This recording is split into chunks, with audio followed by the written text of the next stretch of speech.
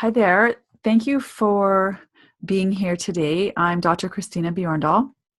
I wanted to start off by saying that there is a lot to cover in this sessions, as essentially these 10 steps that I go over are a summary of a 10-week course that I have created, which is based on a book I have written called Beyond the Label: Achieving Mental Wellness with Naturopathic Medicine.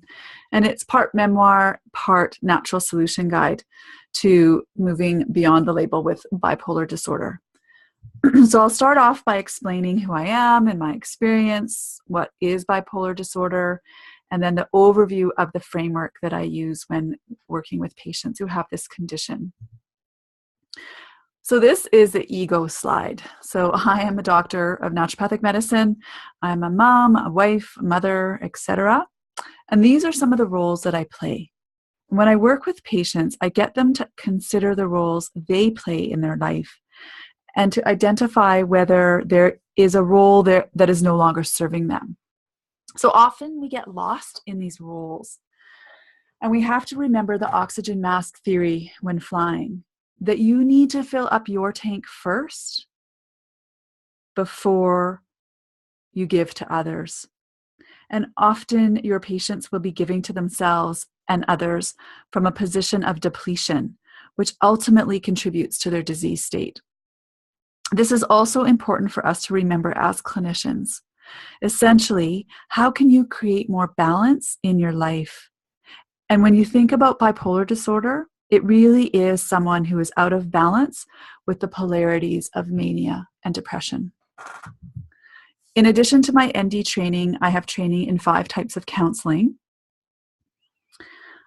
And I've also authored 3 books, which I'll talk about a little bit more in the presentation.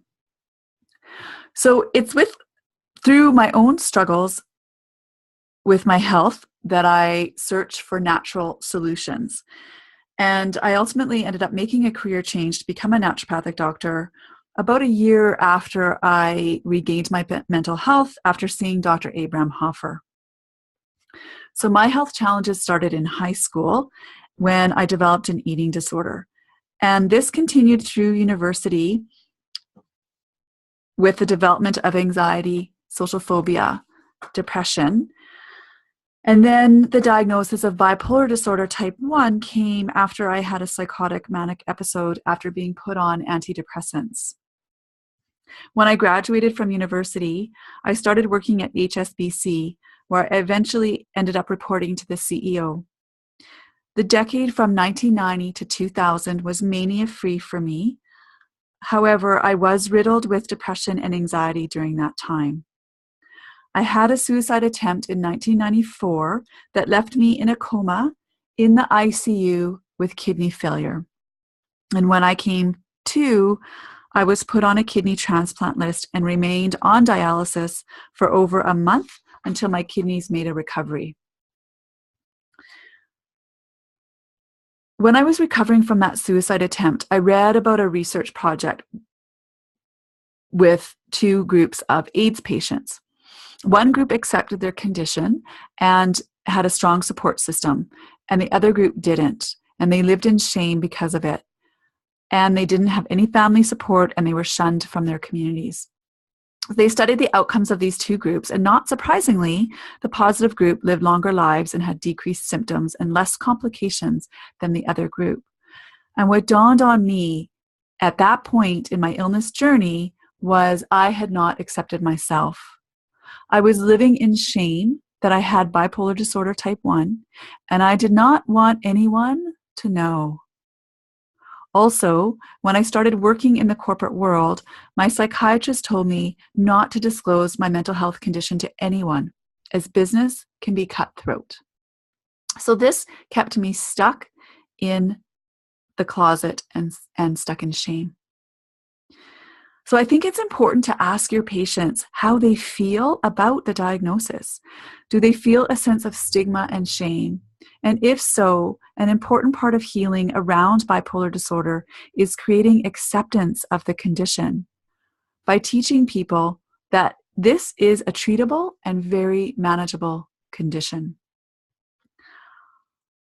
Also, while I was recovering, I read A Return to Love by Marianne Williamson, and there's a passage on surrender that I will share with you. Surrender means the decision to stop fighting the world and start loving it instead. It is a gentle liberation from pain, but liberation isn't about breaking out of anything. It's a gentle melting into who we really are. We let down our armor, and we are simply asked to take on a more gentle perception. That's all God needs, just one sincere, surrendered moment when love matters more than anything, and we know that nothing else really matters at all. It's because of this passage that I've thought about titling my book A Call to Love instead of Beyond the Label, because at the end of the day, I feel that a large part of mental illness has to do with this piece of loving ourselves. So it was that phrase that caused me to surrender, and shortly after, my kidneys made a recovery. And since reading that book, I have spent the last 30 years, so 30 years, learning to love and accept myself. It's the culmination of my search to find natural mental health solutions for my own anxiety, depression, bulimia, and bipolar disorder, and quest for knowledge that I have written my books, created a course and a retreat, and I am offering this lecture today. So I wanted to outline my health challenges to you so that you understand that I not only bring clinical experience to the table, but I have lived experience with 4 major mental health conditions. So some statistics for you, and they're Canadian. So 1 in 5 Canadians will experience a mental illness in their lifetime. So if 20% of our population will experience such an event, it is very likely you or someone you know is, has been, or will be affected by mental illness. Rates have been climbing in Canada steadily for several decades, and they continue to increase. So I really think that we need to shift the conversation. So first of all, back in 1989, when I was first diagnosed, there was no conversation going on, none. Now, there's more conversation with things, corporate involvement like Bell, with Bell Let's Talk. But I think we need to move from talking about it to doing something about it, to taking action. So this is my contribution. And this is what I've dedicated my life to. And I don't want to keep talking about it. I want to help other clinicians help patients the way I help patients. So what is bipolar disorder? Basically, it's also known as manic depressive illness. It's a brain disorder that causes unusual shifts in mood, energy, activity levels, and the ability to carry out day-to-day tasks. They've come up with 4 classifications, but essentially the difference between them is in type 1, you have psychotic delusional episodes, mania, and in the other types, you either don't have that or you have a hypomanic state, but you don't experience the delusional psychotic pieces. So I'm going to skip over this because there's a lot to go over today, but you have it here as a reference. So when it comes to health, there are 4 aspects to everybody: physical, mental, emotional, and spiritual. And I find that the medical system is focused mostly on the physical side. And I feel that if that's all you're going to look at, then you're going to miss at least 75% of the puzzle. And I want to address all 4 aspects.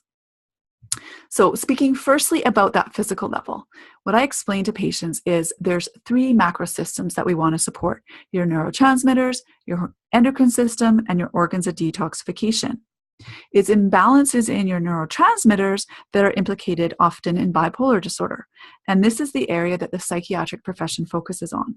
The key point here is to support inhibitory neurotransmitters first, especially with bipolar disorder, as you don't want to swing someone into mania.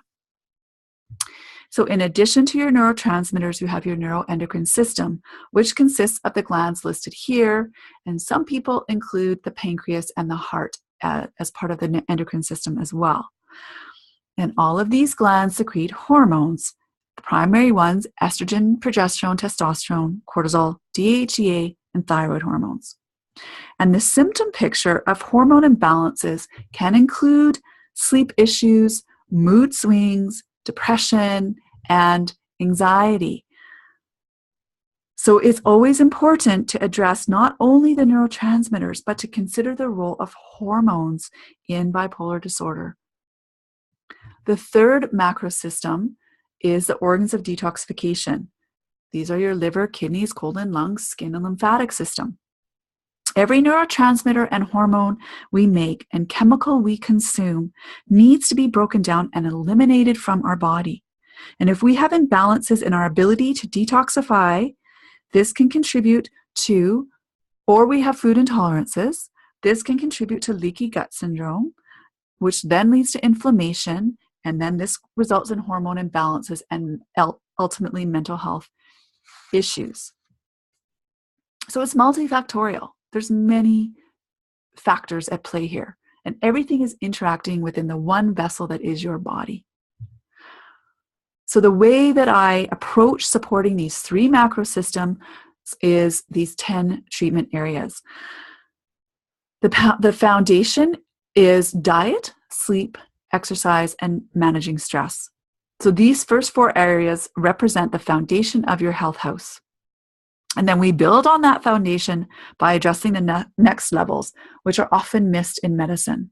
So these include your thought processes, your emotions, how you behave and react in the world, the environment, spirituality, and love.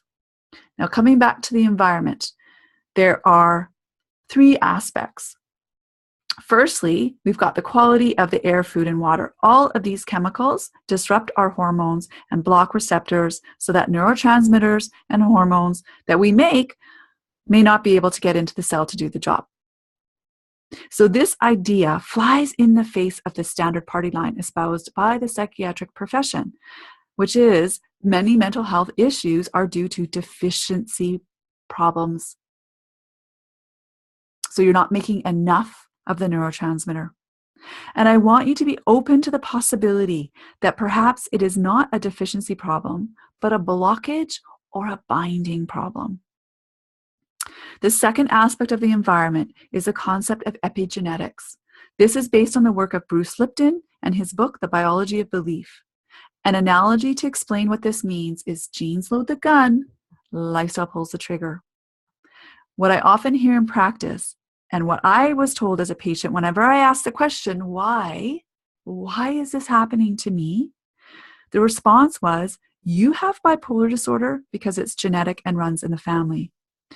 And what I feel is important to understand is that it is not so much about the genes, but what causes the genes to be expressed, which is based on the environmental influences.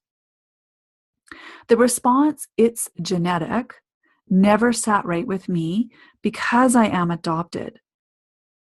I also felt like that statement left me feeling like I was a victim, like there was nothing that I could do to help myself get better from depression, anxiety, or bipolar disorder.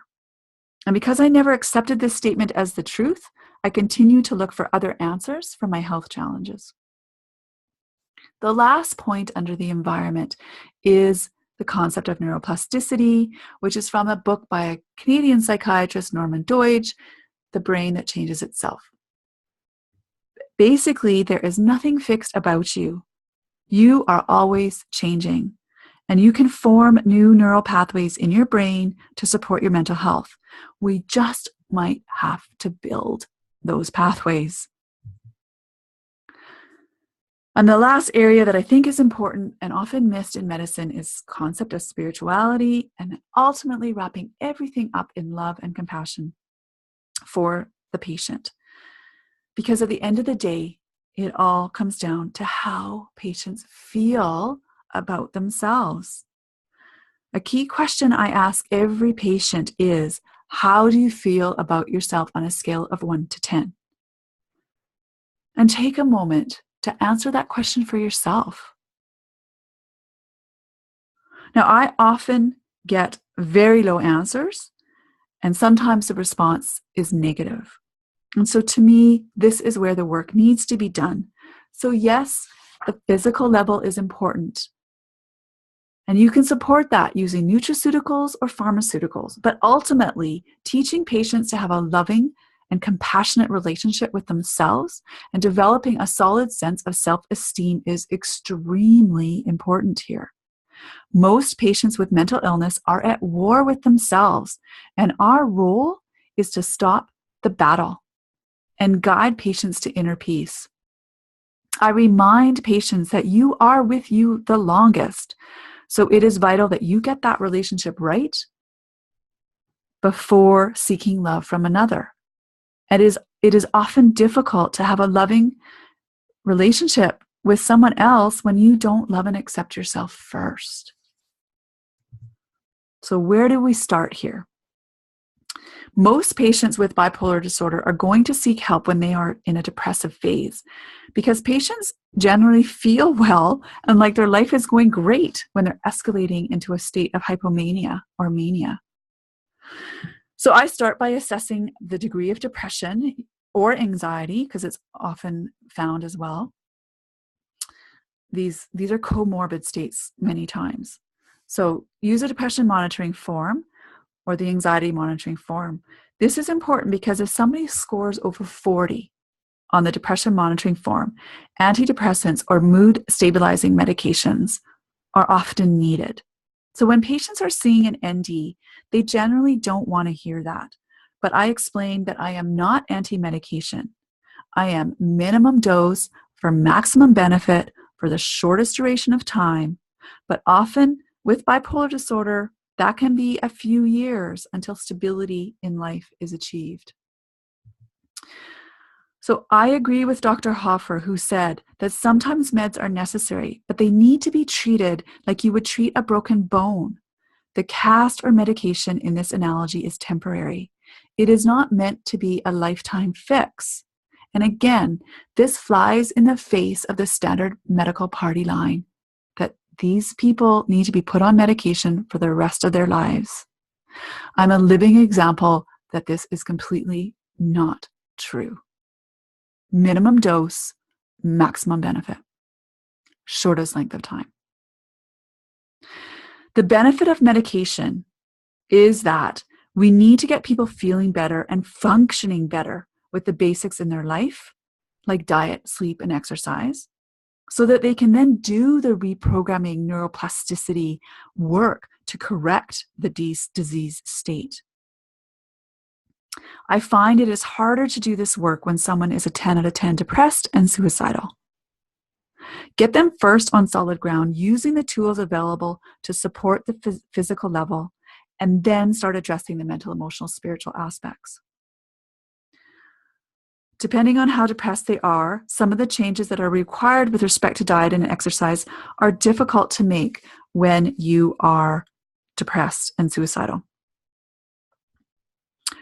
Remember, if patients are at war with themselves in their minds, the primary objective is to stop the war. And as mentioned, I have training in 5 types of counseling. So if you aren't skilled in this area, then develop a relationship with a psychologist in your area so that you can have a team approach with these patients, as they need someone who can help them manage their minds. And if you are interested in my approach, please sign up for my course, attend my retreat, and buy my books.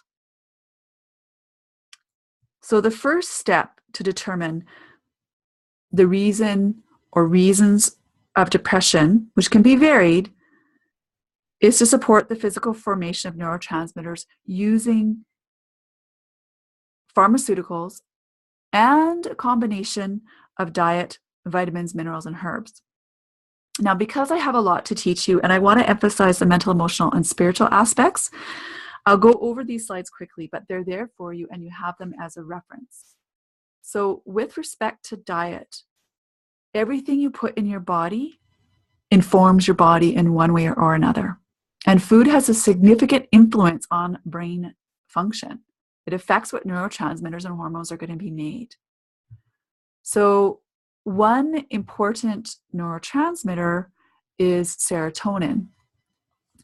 So you may have many reasons for your patients to be experiencing and exhibiting these symptoms of bipolar disorder or depression, first of all. And there's many reasons why you might have low serotonin. So what's important to understand is this pathway in the body, and I'm sure many of you have seen this before. So what's important to understand is there's 3 directions that tryptophan can go down when it comes in the body. And tryptophan is the precursor to forming serotonin and then melatonin. First and foremost, tryptophan goes to make niacin. So niacin is used in every single cell of our body to produce ATP in the Krebs cycle. So it's more important to keep your heart beating and your lungs breathing than it is for you to feel good.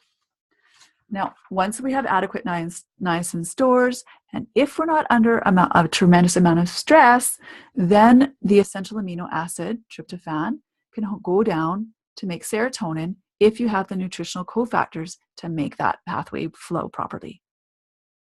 But if you're under a ton of stress, then tryptophan gets shunted to the cholinergic pathway to form quinolinic acid, which contributes to depression and psychosis. So ultimately, this is a pathway in my body that Dr. Hoffer supported with all the vitamins he had me taking.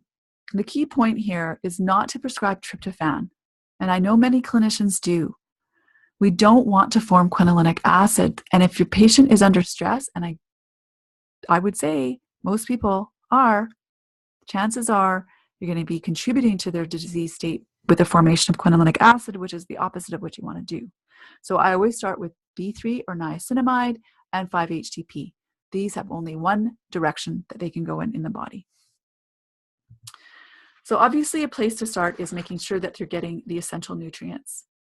And the interesting thing for me was when I was in medical school, we had to analyze our diets. And at that time, the only essential amino acid I was deficient in was tryptophan. So this was an aha moment for me, because at that point, not one doctor had ever asked me what I was eating. Dr. Hoffer never asked me what I was eating. He just put me on the vitamin. I was a vegetarian. I was not a good one. You guys have to be asking your patients what they're eating. Do diet diaries. Let's get back to the basics here. I like this slide because when you start to see a naturopathic doctor, this is what it ends up being like, with a little bit of awareness. There's Jesus holding a loaf of bread and a fish, and somebody says, I can't eat that, I'm a vegan, and somebody else has that fish been tested for mercury, and is that bread gluten-free? So since I have had an eating disorder, I think that fundamentally diet is a reflection of the relationship that you have with yourself or how you feel about yourself.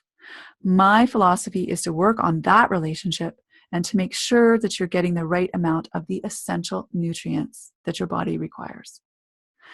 So at minimum, I create awareness about the role diet plays in mood. I get patients started by eating protein and healthy fats at breakfast and lunch. And to this end, I've created a book called The Essential Diet, Eating for Mental Well-Being, which is a 2-week eating plan with recipes and a shopping list, and it's easy for patients to follow. I explain to patients that at this point, doing nothing is not an option. So it can be as simple as increasing water, decreasing pop, coffee, and alcohol, and adding tryptophan-forming foods. Make it patient-centered, and let patients make the choice of the 1 to 3 foods that they're going to introduce, or the 1 to 3 foods that they're going to eliminate or cut in half. So I focus on increasing the positive foods, as over time, this outcompetes the negative foods. And ultimately, diet is about balance, not extremes. And so is bipolar disorder. So the diet we eat will reflect our mood state. Now, many aren't having proper bowel function. And we need to work on that properly because this contributes to toxicity and inflammation. So I have patients complete a candida, an adrenal, a detox, a sugar sensitivity, and an environmental questionnaire to help me assess these areas. And most of you know that about the connection between leaky gut food intolerances, and adrenal dysfunction, inflammation, and mental health. So I'm going to skip over these slides, but you have them as reference.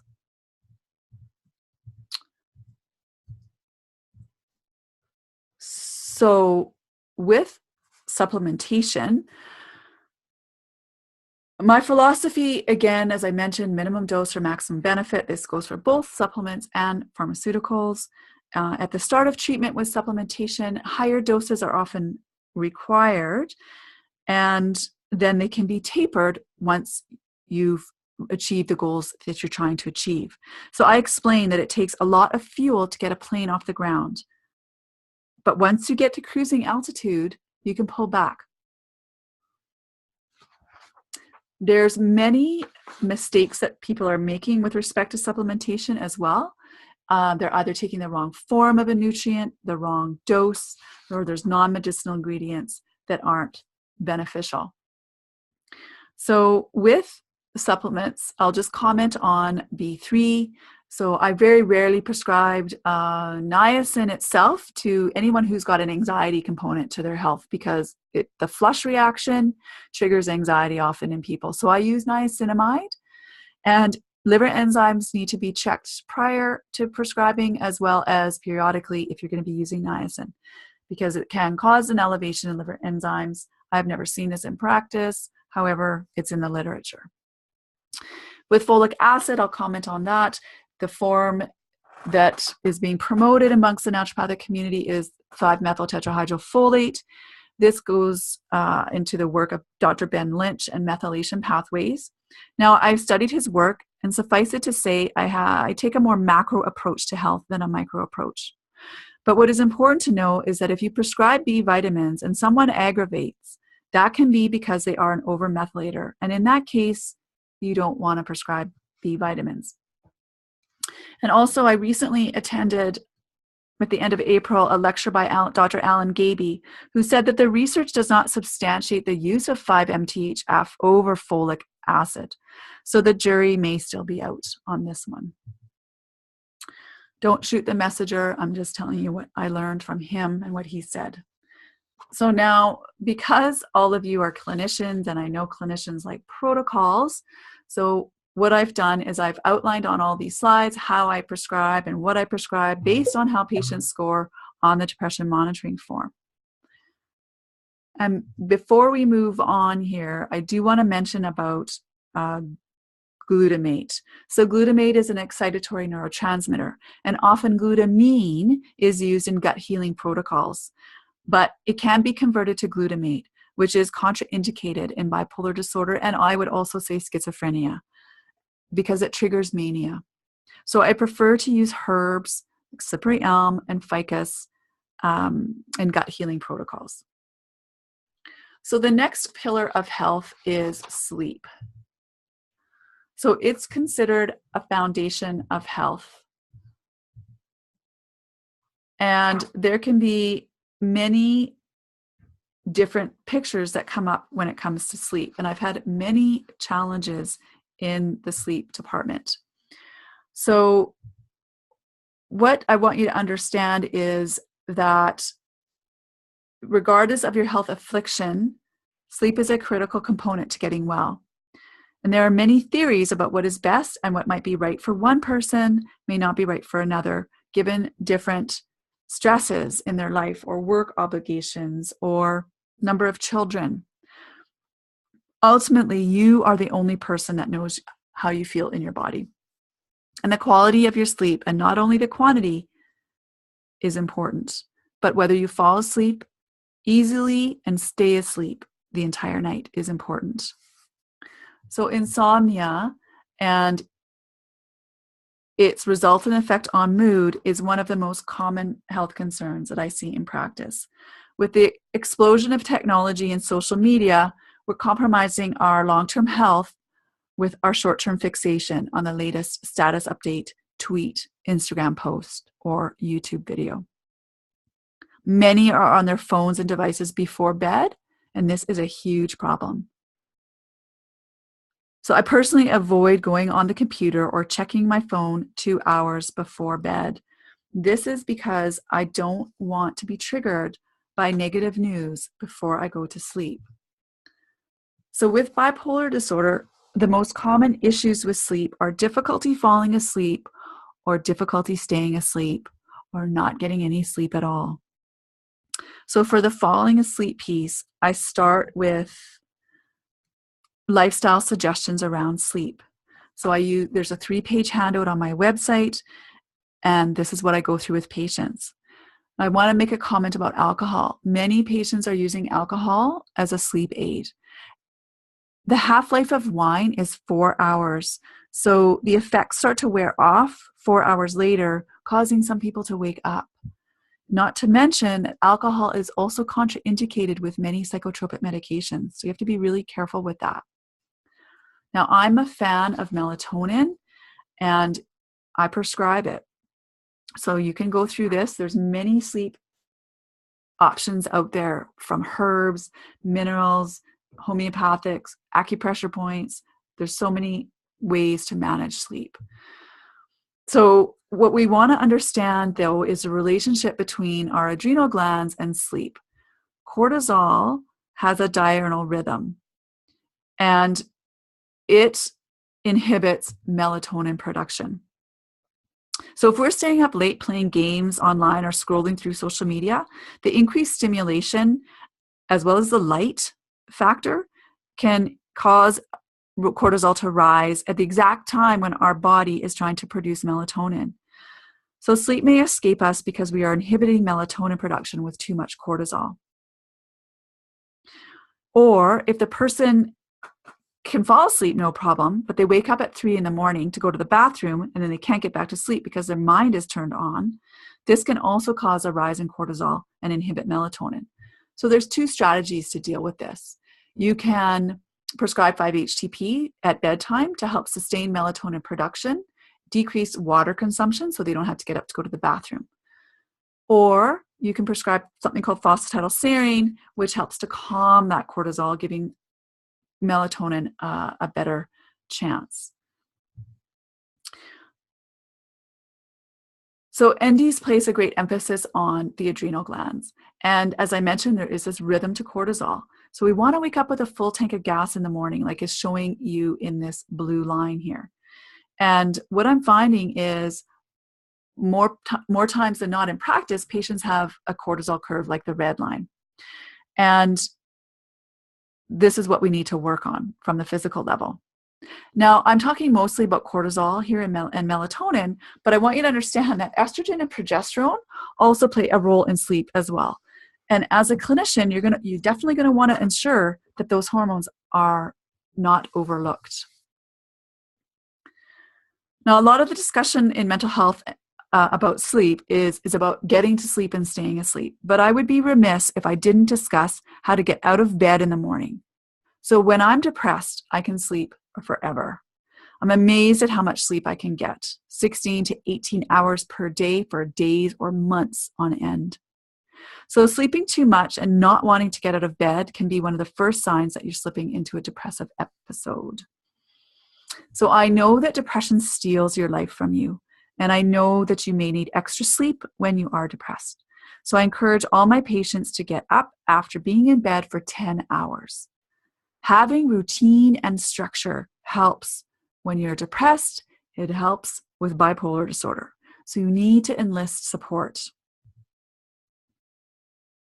It requires a helping hand many times.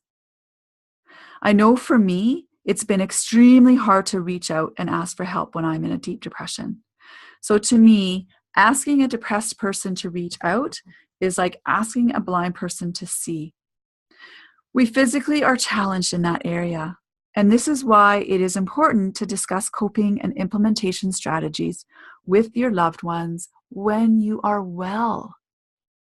That way, if you slip into a depression or spiral into mania, you won't have to ask for help because your support group will know what to do. I can't emphasize that point enough. Now, with mania, I've had to work really hard to move from a place of fear around my sleep to shifting to a place where I am at peace with the sleep I get and learning to trust the wisdom of my body to get the sleep that I need. I wanted to mention this initially was a 1-day rule. I've morphed it into, initially it was a 3-day rule, and I've morphed it into a 1-day rule.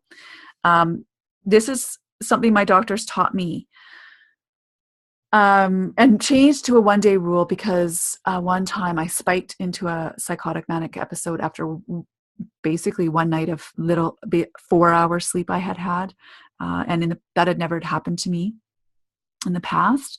Usually I would escalate into mania over a period of a few days of little to no sleep. So I want you to be aware of that because it can happen quite quickly. And there is something called rapid cycling, which is where people go up and down within a day as well. So there can be quick changes to the mood. So this rule basically is if you have 1 to 3 days of not getting out of bed because of depression, or on the other end of the scale, you have 1 to 3 days of not sleeping, then you might be heading into mania. And you have to get help. But again, on the mania side, people don't want to get help because it's a sweet spot to be in. And they don't think anything's wrong. You're not objective about your subjective behavior. And this is really important to keep in mind, that people with a mental illness are really stuck in it. And they don't see that there's anything wrong. And they don't have that objectivity. And so that's where the support group comes in hand and is really important to provide that objective piece to the puzzle. So one of the tools that I use to manage my stress and to help with my sleep is exercise. And exercise is essential in the treatment of mental health. But I want to mention again, it may be contraindicated if somebody has had very little sleep, because that was an experience that I had. I actually escalated into a psychotic state while I was on a routine half-hour run with a friend. It's like I flipped like a switch. It was caught me completely off guard, and her as well, because she didn't know that I had bipolar disorder. So it was quite something, and I write very extensively about that in my book that's coming out. But I say when I speak at various conferences that the most overutilized prescription for depression and anxiety are pharmaceuticals, and the most underutilized is exercise. But I get it. This is a really tough thing to ask somebody to do when you're depressed. And so this is, again, where the support system comes into place. I mean, there's been days when I've been depressed that the only thing I've accomplished is getting out the door. And that sometimes that took me 4, 6, 8 hours to move from my bed to the door and outside. But I can tell you this, never once did I come back feeling worse than when I left. So this is a really important piece of the puzzle. So when it comes to managing bipolar disorder and the sleep piece, I mean, ultimately what I want people to learn how to do here is trust their inner voice or intuition. Now, I always say to patients that the most important voice you have is the voice of your intuition. The problem is that not everybody's listening to it and they don't know how to trust it. So to help in that regard, I teach patients what I refer to as the heart exercise, which is something that I learned from Mastin Kipp, who's author of The Daily Love. So I thought I would take you through that exercise now so you have a practical tool that you can use instantly. So shifting gears slightly, I want you to put your pens down. Make sure that you're in a quiet space. If you haven't already ensured that, I would like you to sit with your back to the computer and close your eyes and place your hands over your heart and take a deep breath to settle into this moment now. Just exhaling any tension. And another deep breath, settling further into this moment and exhaling. Now we're going to have a conversation with your heart, and here's how it works. I'm going to ask a few questions, And then I want you to repeat the question out loud, or the statement that I make. Repeat it and answer the question and answer what comes up for you. So because you're muted, I'm going to take you through the entire exercise as if you would answer the questions a certain way. So the first question is really a statement. So repeating after me. Heart, show me where you are. And just pay attention to whether you notice a sensation, a word, a color, or there can be nothing, and that's fine too. Just tune into your heart, settling into your body. And the next statement, heart, will you ever lie to me? So heart, will you ever lie to me? Yes or no? And heart, will you always tell me the truth? Yes or no? And heart, have I always followed you? Heart, have I always followed you? Yes or no? And if you responded no, ask, heart, how do you feel when you hear I haven't always followed you?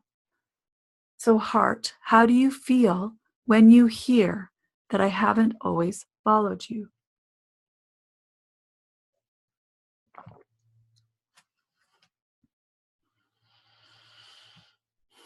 So heart, why do you feel this way?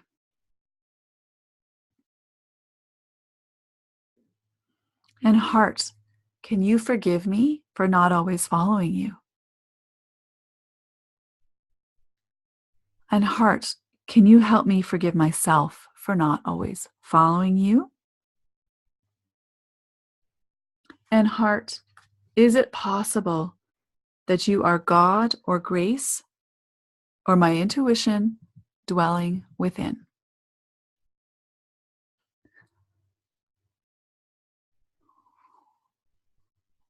So that's the exercise. Then this inquiry is free and available to you and your patients. And when you do this, anxiety calms down, things get less stressful, and it's instantaneous. You are silencing the mind with this. There are two quotes by Joseph Campbell that I want you to be aware of. One is, the heart must usher the mind into the zone of revelation. So we must learn to lead our lives from a heart or soul-centered place versus from a mind or ego place. Which means the heart will give you answers that will freak the mind out. And so going through the exercise of applying what you come up with is the spiritual journey. You need your mind to figure out how to do what the heart wants. If it's the other way around, you might get stuck. And any question you have, you can consult with your heart, and it will give you a strong answer.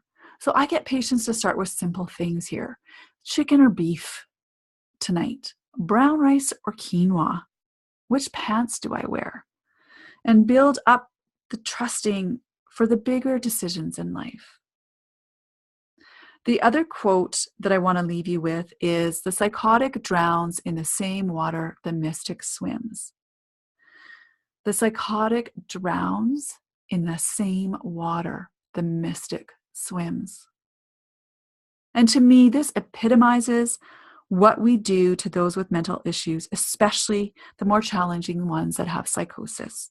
We drown them in medication because we view the extremes as abnormal. So as I've mentioned, structure and routine is very helpful for bipolar disorder. And for me, having a job to go to was a good thing for me because it gave me structure and a reason for getting out of bed. And I've mentioned one suicide attempt that I've had, but I've had more than one. And the second one was in 1997. And ultimately, my job was not enough of a reason to live. which is why I ended up making this career change. After asking my heart one question, if money didn't matter, what would I be doing with my life? And I trusted that. So what happened was the answer came up, said to become a naturopathic doctor or an orthomolecular physician. And then the next thought was, are you kidding me? You can't quit your job. You can't leave this position. Are you out of your mind? But that was the voice of fear speaking. So eventually I did listen to my intuition and I did trust in this path that I'm on. But this leads me to an idea about mental illness that I want to share. So one view I have is modeled after the Western scientific theory that mental illness is a biochemical imbalance in the brain. That's what we've been told. That's what we get preached. That's what we get taught. And if you give the body what it needs, your patients are going to improve. And in my practice, I have seen this with every single patient I work with when I support that physical side. There is no denying the physical and causal connection of neurotransmitters and hormones and one's mood state.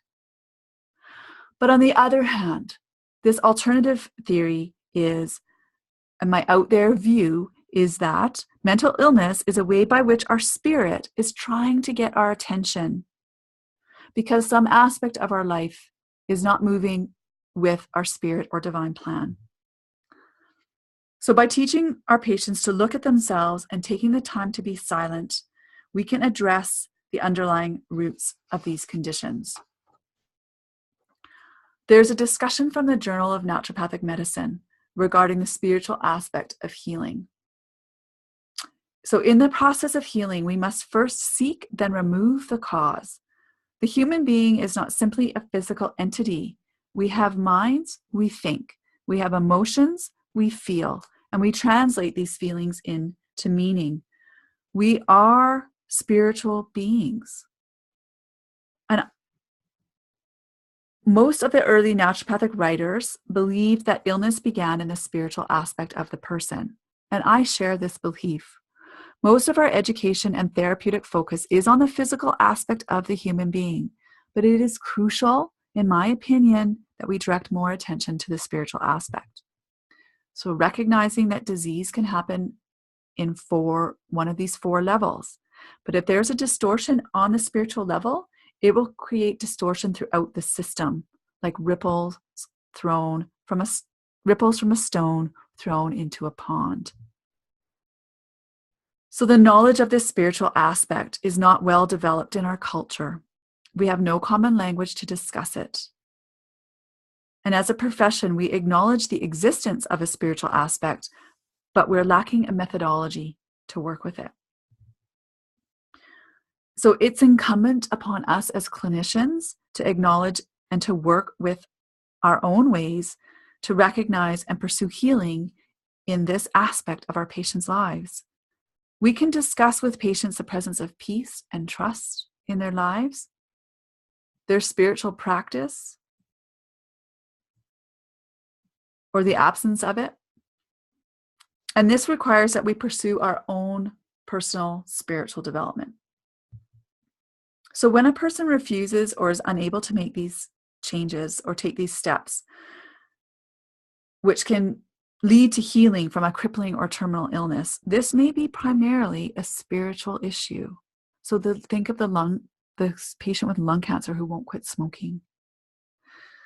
The extent to which we successfully address this and to which the person can accept change on a spiritual level will determine whether healing can occur. So illness is a great teacher and death is not defeat.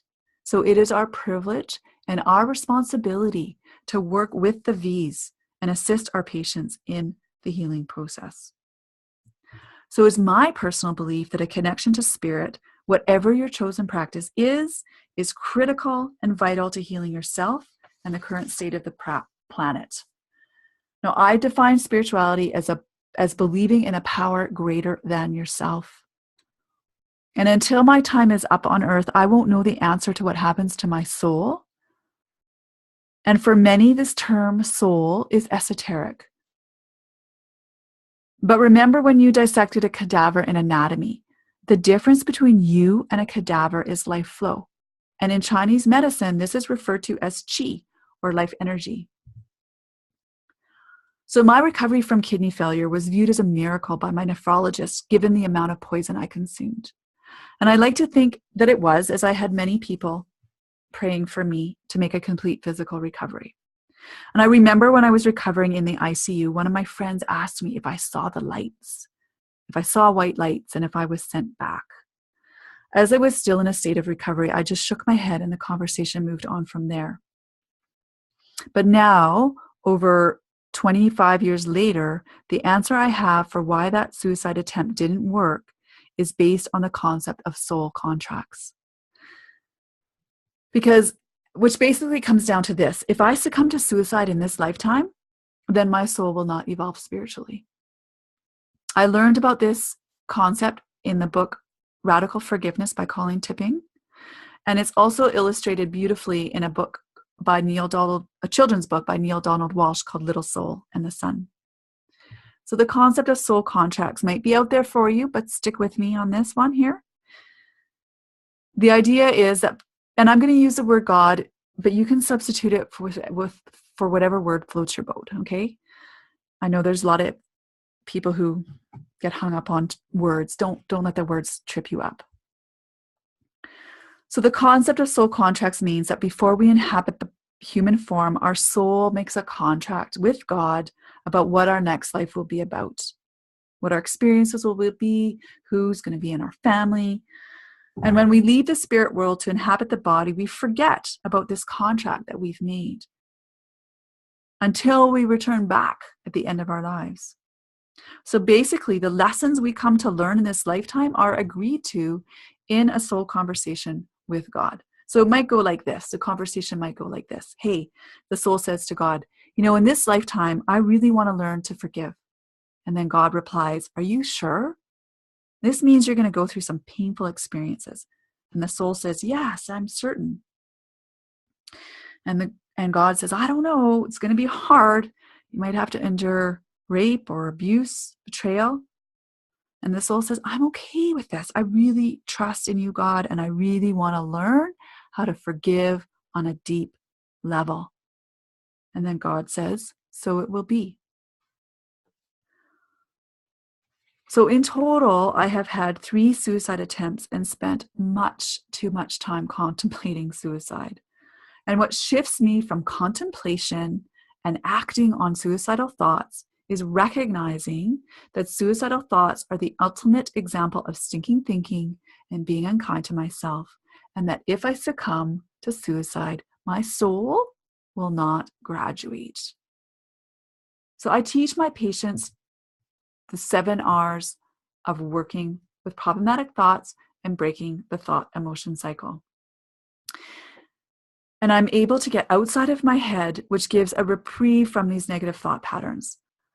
But before I learned how to do that, it was the single belief that if I succumb to suicide in this lifetime, then my soul will not evolve or graduate, and I'll have to endure this lesson again. That's helped me stay here with you on the planet. So ultimately, it's our feelings about ourselves that is the most important thing. So this is the work we need to set about doing, accepting and loving ourselves. And this is the work that I teach my patients. And I will tell you what I tell them, that you are a unique gift to the world that is worthy of your love and acceptance. So I want you to recognize that, feel that, and embody that. And then give that love to others once you've given it to yourself. Not acknowledging our strengths and gifts is a way of putting yourself down and keeping yourself small. And the world wants to see your light. And as Marianne Williamson writes, our deepest fear is not that we are inadequate. Our deepest fear is that we are powerful beyond measure.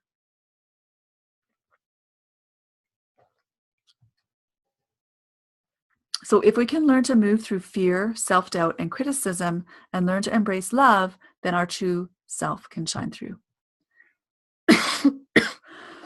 Now, one of the most important areas to work with is to identify these thoughts when you get hooked and triggered or are stuck in thoughts that aren't serving you. The term monkey mind is a Buddhist term that refers to how the mind can jump around to different thoughts and states. And Buddha taught people about the human mind and that there's a way out of suffering.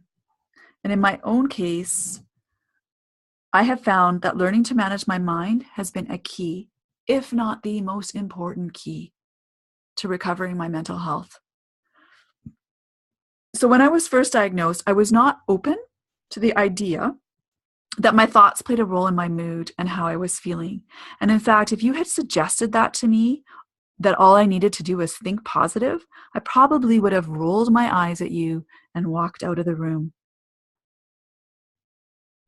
And I think this was because I felt like telling me to be positive was implying that I was willfully choosing to be depressed, as if it was completely in my locus of control to regulate my mood by magically turning a switch on or off.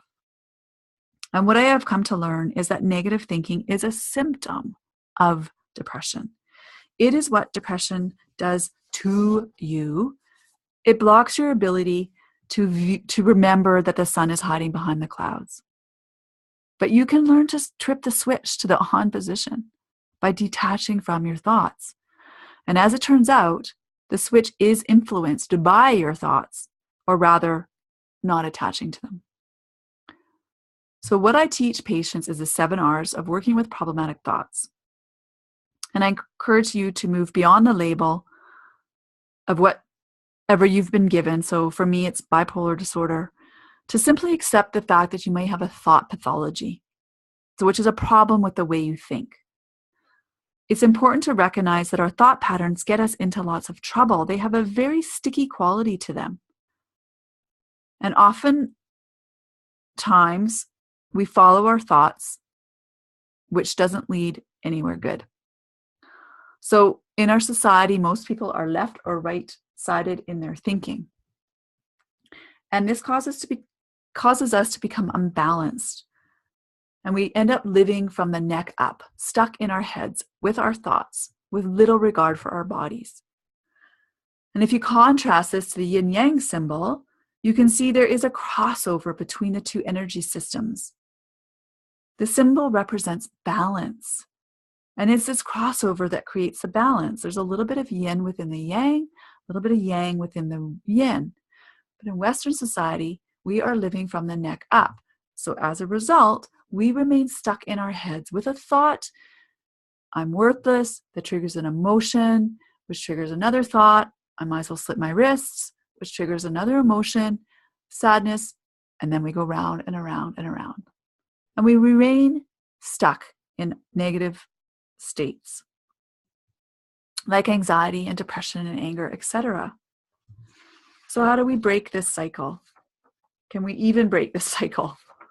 And we can. We can become emotionally free by using a mind, body, spirit approach. So mind is another word for where you hold your thoughts. Body is where you hold your emotions.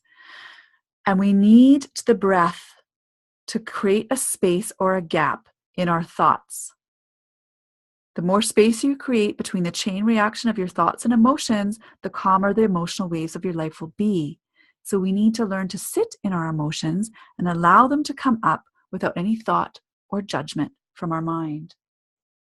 So how do we do this? So this is the framework of the 7 R's. Recognize your thoughts, refrain from following them by relaxing into the breath, resolve to repeat this process. We need to rephrase whatever the thought was that we recognized. We would like to reflect and learn from our episodes, and then learn to be compassionate to ourselves with rewarding ourselves.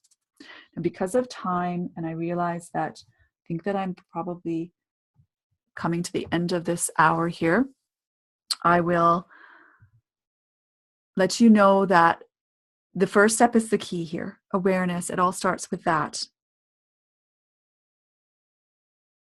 And we have to have awareness about how we feel. when we have these thoughts.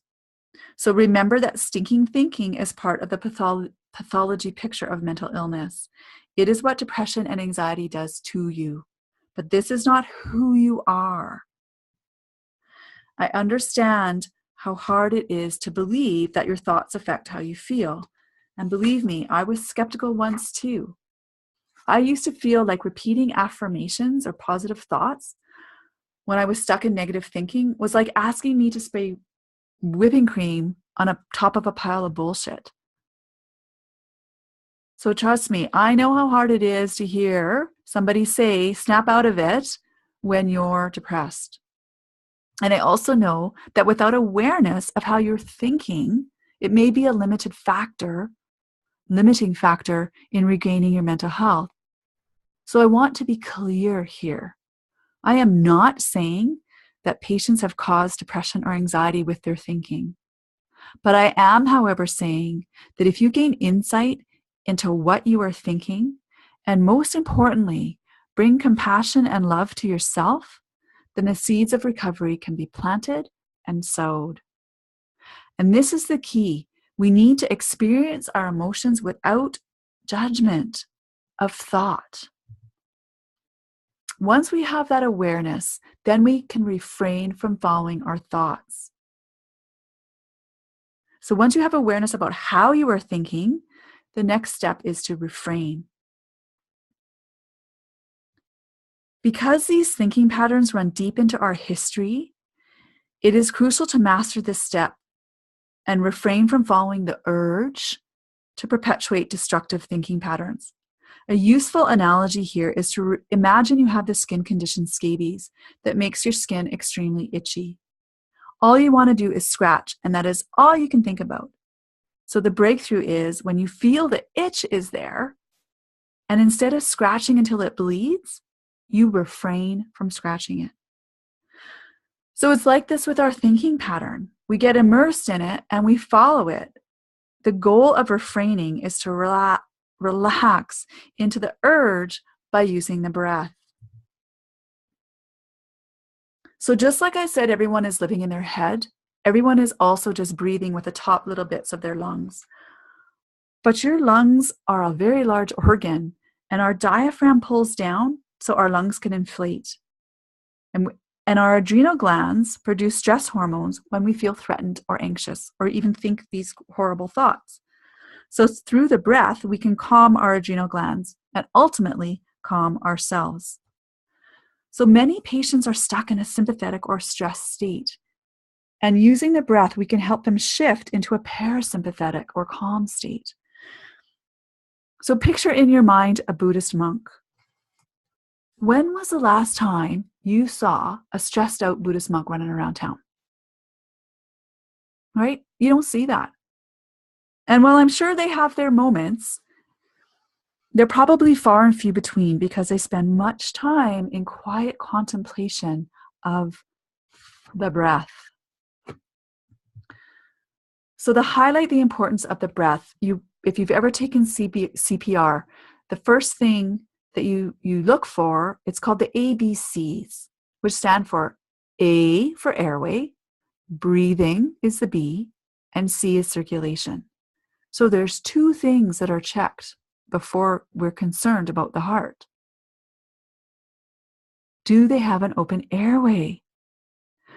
And just to highlight the importance of this, what's the most important thing we look for when a new baby is born? It's not their first heartbeat.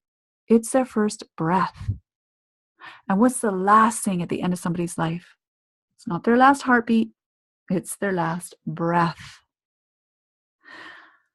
So the breath truly is the gift of life. And it's such a simple thing that everybody takes for granted. And I also think it's incredible that the Latin derivation of the word inspire or inspiration is breathe or put life or spirit into the human body, impart reason to a human soul.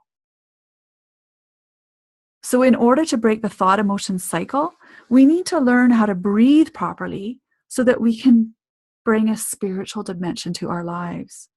So essentially, I teach patients how to breathe properly by placing their right hand on their belly button and the left hand on the heart. And because of the interest of time, I'm going to move through this, but you have this information here to refer to.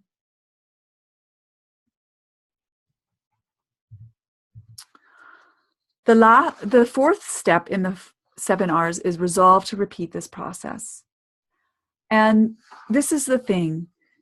If you are going to get a 6-pack for your not at the alcohol, not at the liquor store, but at the in your body, if you want to have a 6-pack, you can't just do one sit-up, right? If you want to have a toned bicep, you can't just do one bicep curl. So it's the same thing with our mind. You've got to do this exercise. You've got to repeat this process over and over and over again. And when you work with this process, one of the things you want to start asking yourself is, where are you living in your head? Ask your patients, where do they live in their head?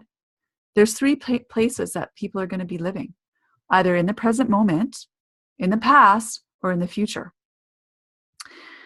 And if you're in the past worrying about things, then you need to get to the present, because the past is over. There's nothing you can do about it except change your relationship to it in the present moment.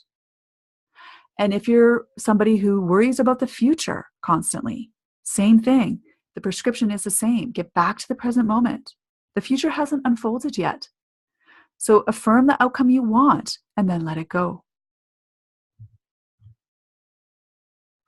So as I mentioned, we have to continually interrupt these thoughts and bring awareness to what's going on. So change can happen here. And a key to this next step, which is the rephrase step, is we want to rephrase whatever the negative thought was that we recognized. So I typically write in my journal or repeat out loud the opposite thought. And sometimes this opposite thought is too difficult for people. It's hard to go from I hate myself to I love myself. That's too big of a jump. So just go neutral. Instead of saying I am worthless to I am the best, just say I am, with no descriptive label. And pay attention to what are the descriptive labels that you're constantly using. And if they're always negative, and depressed patients will be that way, go neutral. It's too big of a leap to go to positive, go neutral. So by refraining and rephrasing from following these negative trains of thought, we condition ourselves to adapt and respond more appropriately to life. And this is neuroplasticity. And the last steps are reflect and reward. So with every episode I've had, and I've had a lot of depressive episodes, that's for sure, this is all about learning. You know, how did we get here? How did I get up in the gut, in the gutter again? So the last step here is reward, and this speaks to this love piece of the puzzle. This speaks to compassion. You have to treat yourself kindly, and patients have to learn to be kind to themselves in order to love themselves. And by rewarding yourself with a simple gesture or life pleasure or self-care, this helps to build this love muscle within. So in practice, I teach this framework, and I find that this is really, really important. And this is the foundation. And then I build on this from there. I talk about in my course, and as well when I'm working with patients, the work of Byron Katie, the 4 agreements. We get into boundary work, core beliefs, shadow beliefs, unconscious commitments. But basically, what we're doing with this exercise is shifting people into a parasympathetic mode.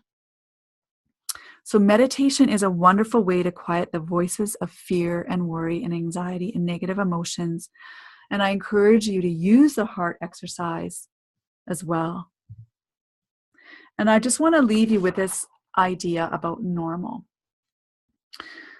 So the word normal doesn't always help those of us with mental illness. And, you know, and then the reason is because we don't feel, or we're told actually, that we're not normal because we have bipolar disorder or we've got depression or whatever the label is. So we don't deem ourselves to be normal. And I explain to my patients that I consider all the ranges of experience, including mania, psychosis, and depression and suicidal states, I consider them all normal. It's just that society isn't comfortable with the extremes, with suicidal states on the one hand and mania and psychosis on the other end. So don't get me wrong here. I am not saying that it is fun, acceptable, comfortable, or easy to be in those states.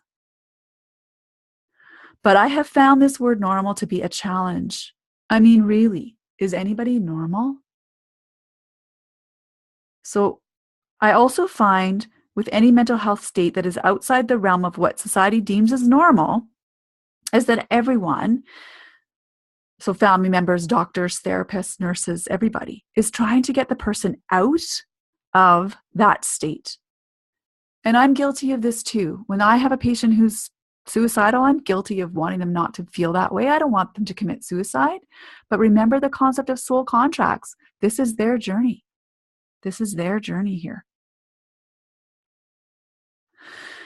So what we need to do is teach people to accept, understand, and love all aspects of themselves, including the state of mind we are trying to get rid of. So essentially, we teach people, when we're trying to get rid of these states, what we're teaching people is they are too limited to hold negative emotions. When we tell them, don't be depressed, don't be anxious, don't be that way. And in my opinion, we need to expand our definition of normal and perhaps embrace the lessons that may be found in the fringes of our mind. So the most important thing is to leave your patients with hope that they will get better. So thank you for sticking with me. And if you want to go deeper with me into these concepts and learn more about these 10 steps after today, then get in touch with me. There's my email address. And I'll leave the links for you to access more information about the course and the books and the in-person retreat that I teach there. It's all on my website. So thank you so much for listening today.